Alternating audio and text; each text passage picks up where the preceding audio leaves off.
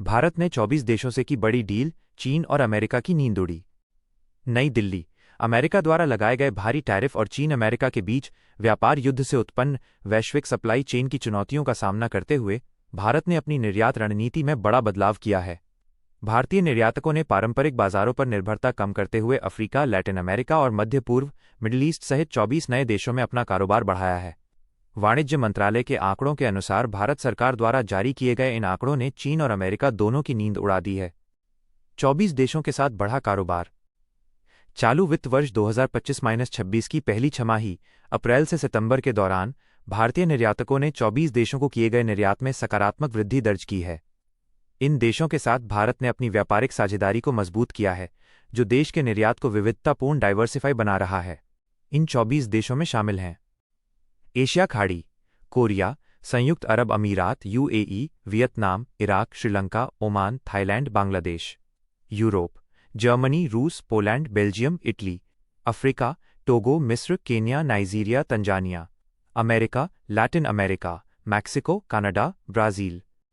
निर्यात का लेखा जोखा अप्रैल सितंबर 2025-26। विवरण। राशि अरब डॉलर। पिछले वित्त वर्ष की तुलना में वृद्धि, गिरावट। 24 देशों को कुल निर्यात 129.3 अरब डॉलर। सकारात्मक वृद्धि। कुल निर्यात 220.12 अरब डॉलर, 3.02% की वृद्धि। कुल आयात 375.11 अरब डॉलर, 4.53% की वृद्धि। व्यापार घाटा 154.99 अरब डॉलर। कुल निर्यात में 24 देशों का योगदान 59%। अमेरिका को निर्यात में गिरावट। जहां 24 देशों में निर्यात बढ़ा, वहीं अमेरिका को निर्यात में गिरावट देखने को मिली। इसका मुख्य कारण सितंबर में वॉशिंगटन द्वारा भारतीय वस्तुओं पर लगाए गए 50% के व्यापक टैरिफ उच्च शुल्क हैं, जिसने अमेरिका के साथ व्यापार को बुरी तरह प्रभावित किया है। सितंबर में अमेरिका को व्यापारिक निर्यात 11.93% घटकर 5.46 अरब डॉलर रह गया। अप्रैल सितंबर अवधि में अमेरिका को कुल निर्यात 13.37% बढ़कर 45.82 अरब डॉलर हुआ। हालांकि ये वृद्धि वर्ष की शुरुआत में हुई थी और टैरिफ के कारण हाल ही में गिरावट आई है। भारत का नया फोकस। अमेरिकी टैरिफ से उत्पन्न चुनौतियों का तोड़ निकालने के लिए भारतीय निर्यातक अब अफ्रीका, लैटिन अमेरिका और मध्य पूर्व जैसे अन्य भौगोलिक क्षेत्रों के नए बाजारों पर ध्यान केंद्रित कर रहे हैं। निर्यातकों का मानना है कि आने वाले महीनों में भी ये रुझान जारी रहेगा, जिससे भारतीय निर्यात का विविधीकरण, डाइवर्सिफिकेशन और बढ़ेगा। यह निर्यात विविधीकरण अमेरिका को होने वाले निर्यात में गिरावट की भरपाई करने में महत्वपूर्ण भूमिका निभा रहा है। बिहार चुनाव लाइव अपडेट्स। 9 सीटों पर महागठबंधन में फूट, नामांकन वापसी की अंतिम तिथि 23 अक्टूबर। बिहार विधानसभा चुनाव का माहौल पूरी तरह गर्म हो चुका है, जहां एक तरफ पहले चरण का चुनावी परिदृश्य तय हो गया है, वहीं दूसरी तरफ महागठबंधन के अंदरूनी कलह ने 9 सीटों पर गठबंधन की एकजुटता पर सवाल खड़े कर दिए हैं। महागठबंधन में 9 सीटों पर आपस में टक्कर। महागठबंधन में लंबे इंतजार के बाद सीट बंटवारे का ऐलान भले ही हो गया हो, लेकिन गठबंधन के दलों ने कुल 243 सीटों के लिए 252 उम्मीदवार घोषित कर दिए हैं, जिसका अर्थ है कि 9 सीटों पर घटक दल, मुख्य रूप से आरजेडी, कांग्रेस और वाम दल, आपस में ही चुनावी मैदान में उतर गए हैं। इस दोस्ताना मुकाबले को आंतरिक कलह के रूप में देखा जा रहा है।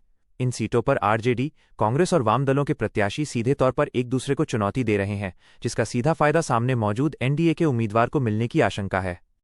चुनाव प्रक्रिया का विवरण। कुल सीटें 243। पहले चरण की सीटें 121। पहले चरण में उम्मीदवार 1314। पहले चरण के लिए नामांकन वापसी 61 उम्मीदवारों ने नाम वापस लिए, जबकि 300 से अधिक नामांकन खारिज हुए। दूसरे चरण के लिए नामांकन वापसी की अंतिम तिथि 23 अक्टूबर तक उम्मीदवार अपना नाम वापस ले सकते हैं। मतदान की तारीखें। पहले चरण का मतदान 6 नवंबर को और दूसरे चरण का मतदान 11 नवंबर को होगा। मतगणना 14 नवंबर को होगी। आरजेडी प्रत्याशी की गिरफ्तारी। चुनावी गहमागहमी के बीच एक बड़ी खबर आई है। आरजेडी उम्मीदवार सिद्धार्थ, जो संभवतः सत्येंद्र शाह हैं, जिन्हें सासाराम से प्रत्याशी बताया गया है, को पुलिस ने गिरफ्तार कर लिया है। जानकारी के अनुसार उनकी गिरफ्तारी 21 साल पुराने डकैती के मामले में जारी वारंट के सिलसिले में हुई है। यह मामला झारखंड के गढ़वा से जुड़ा बताया जा रहा है। दिलीप जायसवाल ने राहुल गांधी पर साधा निशाना। एनडीए घटक भाजपा के नेता दिलीप जायसवाल ने कांग्रेस सांसद राहुल गांधी पर तीखा तंज कसा। उन्होंने राहुल गांधी पर जननायक शब्द का इस्तेमाल करने की कोशिश के लिए हमला किया। जायसवाल ने कहा कि जननायक शब्द बिहार के महान नेता और भारत रत्न कर्पूरी ठाकुर से जुड़ा हुआ है और राहुल गांधी को ये उपाधि देना बिहार और पिछड़े समाज का अपमान है। एनडीए का महागठबंधन पर हमला। एनडीए के घटक दल राष्ट्रीय लोक मोर्चा के नेता उपेंद्र कुशवाहा ने महागठबंधन की आलोचना करते हुए कहा कि विपक्ष ने स्पेशल इंस्टीट्यूशनल रिजर्वेशन (एसआईआर) जैसे मुद्दों को लेकर खूब हंगामा मचाया, लेकिन आज जनता के बीच उन पर कोई चर्चा नहीं है।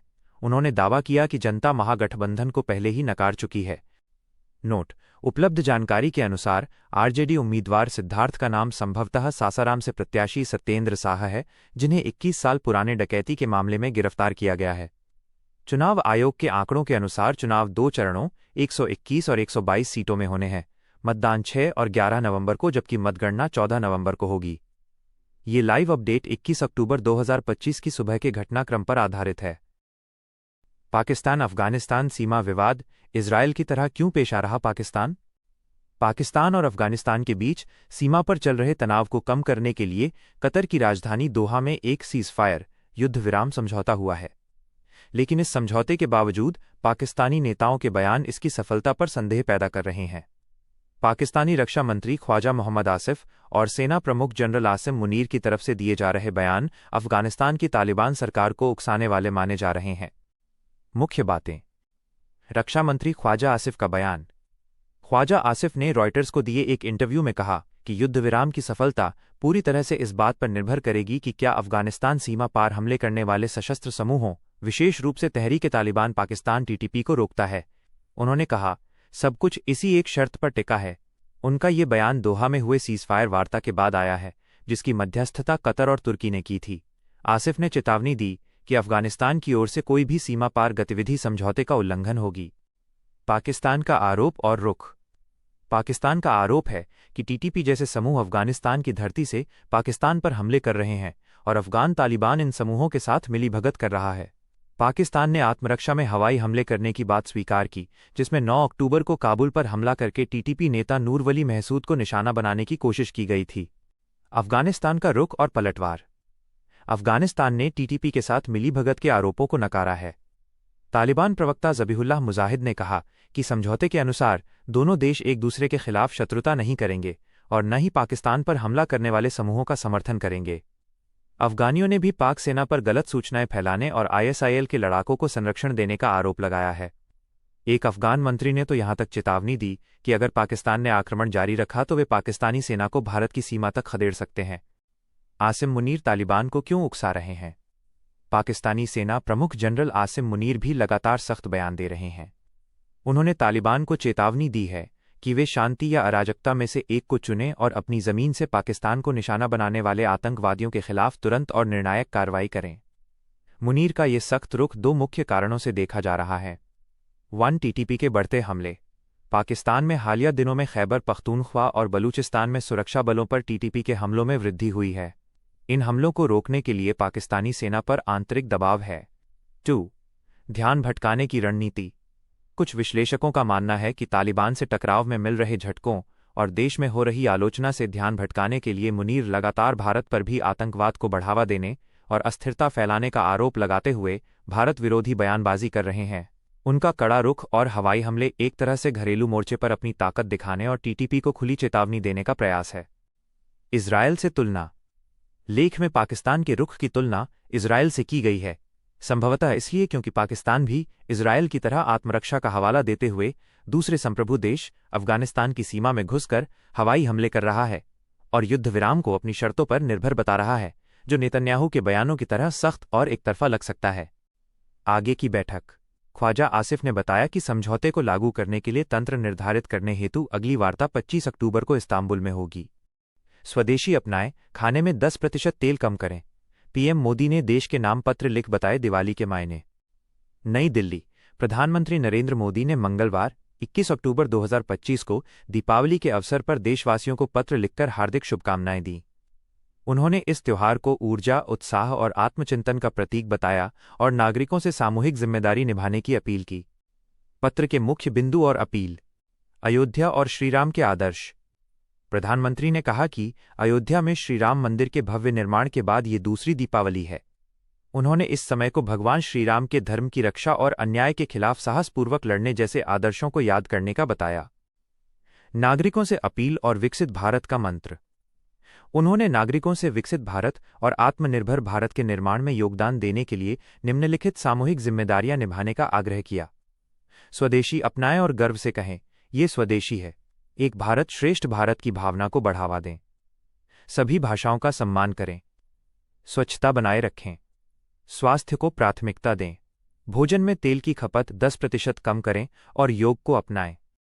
दीपावली का प्रतीकात्मक अर्थ। उन्होंने कहा कि जब एक दीपक दूसरे को जलाता है तो उसकी रोशनी कम नहीं होती बल्कि और बढ़ जाती है। इसी भावना से लोगों से सद्भाव, सहयोग और सकारात्मकता फैलाने की अपील की। ऑपरेशन सिंदूर और नक्सलवाद का खात्मा। पीएम मोदी ने हालिया सैन्य कार्रवाई ऑपरेशन सिंदूर का जिक्र करते हुए इसे न्याय और धर्म की रक्षा का उदाहरण बताया। ज्ञात हो कि ऑपरेशन सिंदूर जम्मू कश्मीर के पहलगाम में हुए आतंकी हमले का बदला लेने के लिए पाकिस्तान अधिकृत कश्मीर पोजेके में आतंकी ठिकानों पर की गई एक सैन्य कार्रवाई थी, जिसका नाम प्रधानमंत्री ने दिया था। यह उन महिलाओं का प्रतीक था जिन्होंने आतंकी हमले में अपने पतियों को खोया। उन्होंने बताया कि इस साल की दीपावली खास है क्योंकि अब देश के उन जिलों में भी दिए जलेंगे जहां नक्सलवाद और माओवादी उग्रवाद पूरी तरह खत्म हो चुका है। उन्होंने हिंसा का रास्ता छोड़कर विकास की मुख्यधारा में लौटने वालों की सराहना की। आर्थिक सुधार और वैश्विक स्थिति। उन्होंने हाल के आर्थिक सुधारों का उल्लेख किया, जैसे कि जीएसटी बचत उत्सव के दौरान कम जीएसटी दरों के कारण नागरिकों को हजारों करोड़ रुपए की बचत होना। उन्होंने कहा कि जब दुनिया अनेक संकटों से गुजर रही है, भारत स्थिरता और संवेदनशीलता का प्रतीक बनकर उभरा है। भारत जल्द ही दुनिया की तीसरी सबसे बड़ी अर्थव्यवस्था बनने की ओर बढ़ रहा है।